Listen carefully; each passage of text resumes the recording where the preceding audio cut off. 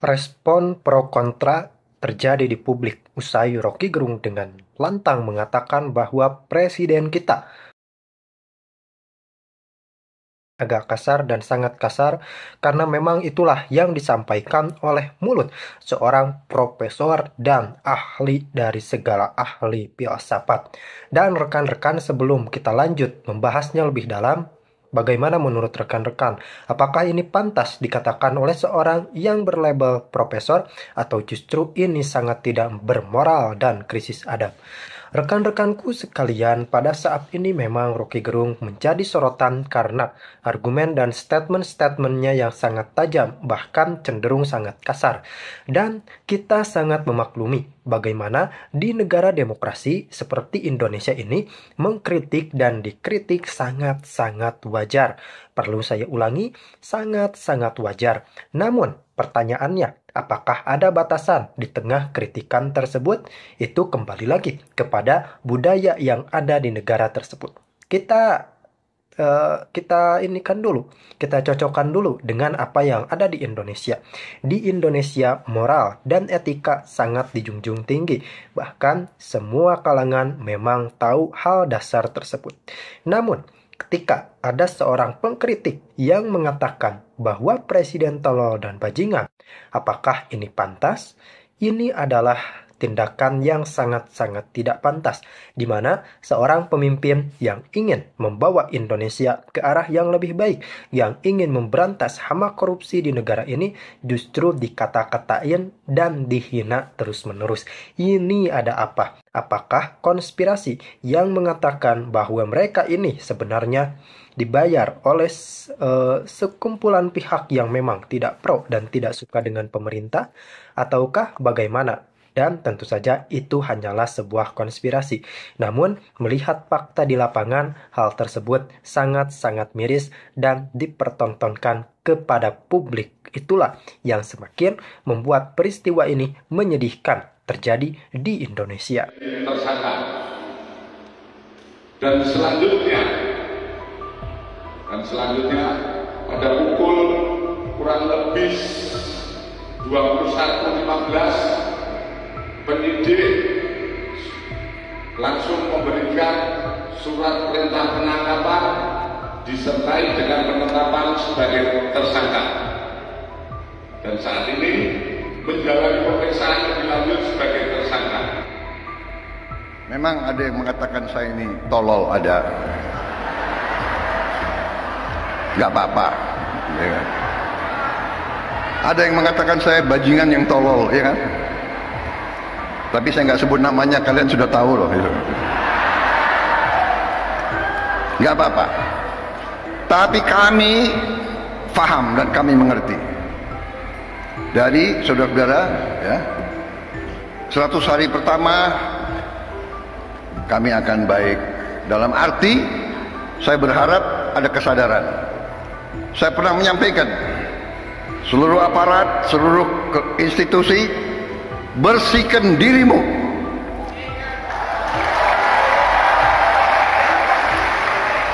Sebelum kau dibersihkan.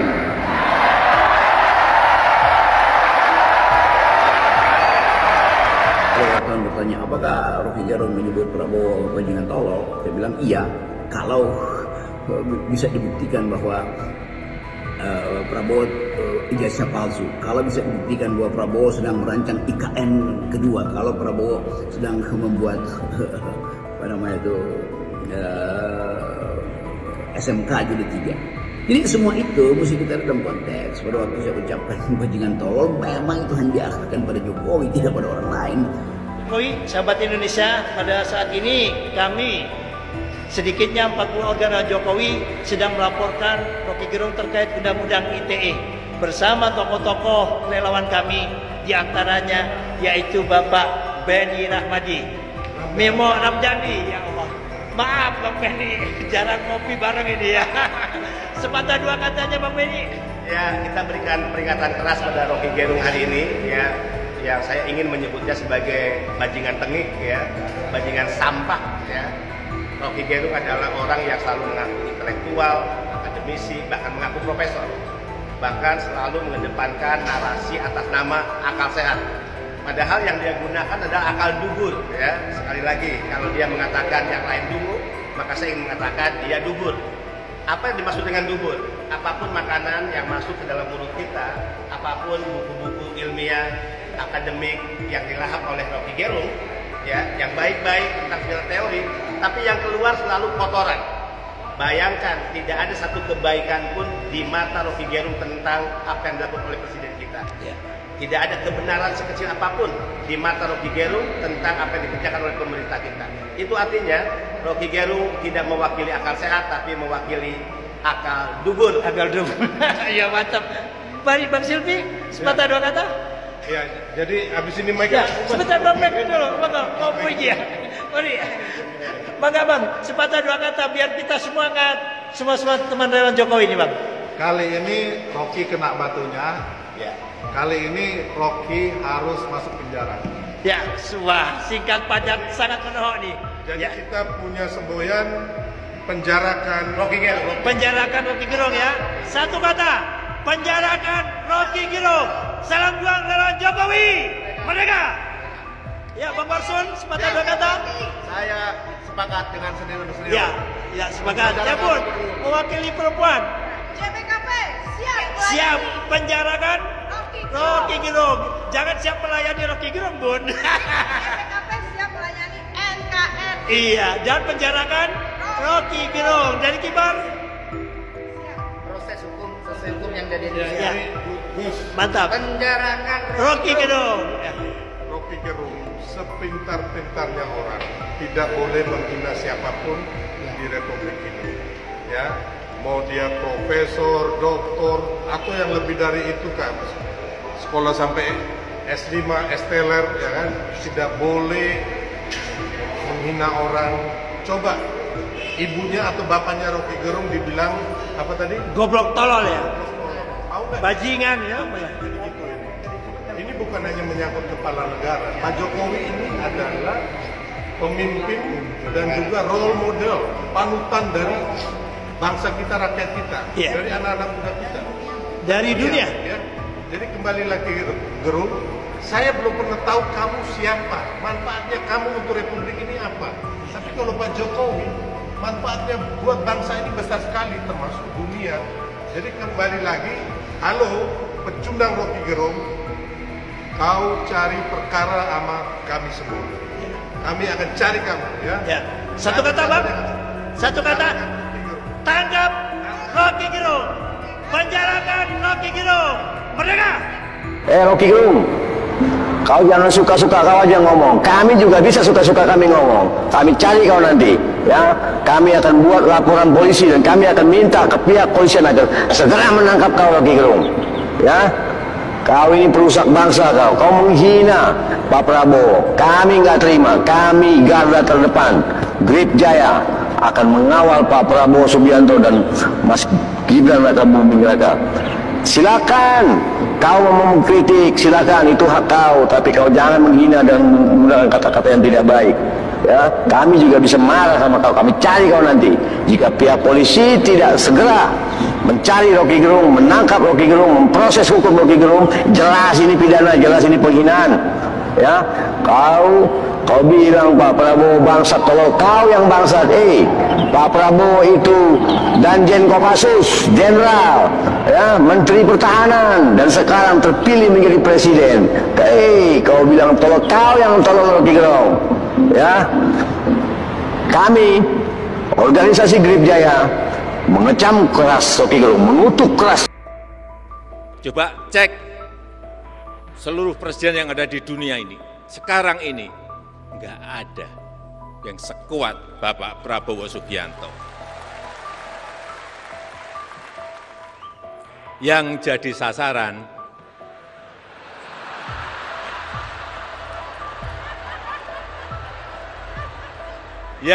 sasaran adalah Jokowi.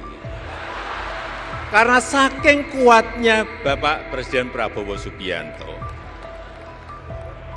Dikit-dikit yang salah Jokowi, dikit-dikit yang salah Jokowi, dikit-dikit yang salah Jokowi. Coba sekali-sekali nyalain Pak Prabowo. Nggak berani. Karena kepemimpinan dan determinasi Pak Prabowo sudah sangat teruji. Kita tahu tadi sudah disampaikan oleh Pak Prabowo. Buktinya berkali-kali kalah tetap terus maju. Dan akhirnya di Sentul, Jawa Barat, Jokowi mengungkapkan kekagumannya atas kekuatan Prabowo sebagai presiden.